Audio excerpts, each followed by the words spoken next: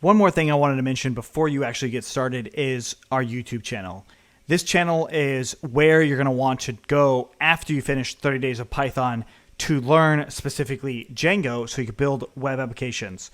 We are going to also put other sorts of things on here that are related to code in general, including Python and Django. We're going to be building it based off of the feedback we get from you guys. So joincfe.com/YouTube is where you're going to want to head to do that. And we have a playlist in here specifically for coding with Python. There are some things in here that we don't cover in 30 Days of Python. So those might be worth checking out.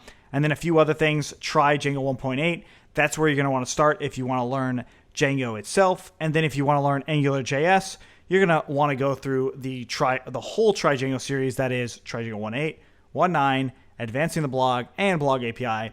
Then you can jump into AngularJS. Or specifically try AngularJS. They are kind of independent of each other, but eventually do require to work with each other.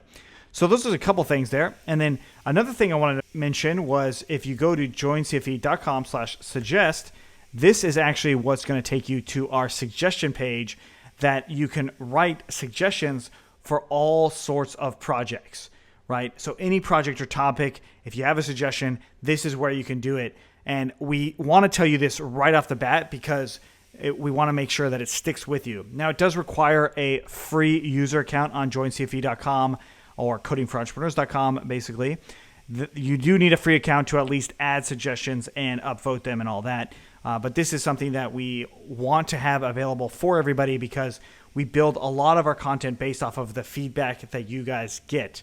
Now, that content is a culmination of what you see in 30 Days of Python, but also in so many of our other projects.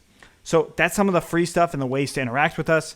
And of course, as we said in the Getting Help video, you're definitely going to want to check out our knock Q&A or our question and answer section to get more general questions answered about any sort of thing that we might be able to answer. So if it's something that's not relevant to us at all, then we probably can't answer it. But anything from coding to entrepreneurship to getting a job, all of those sorts of things are things that we cover and talk about in those Q&A sessions. So thanks so much for watching, and we'll see you in the next one.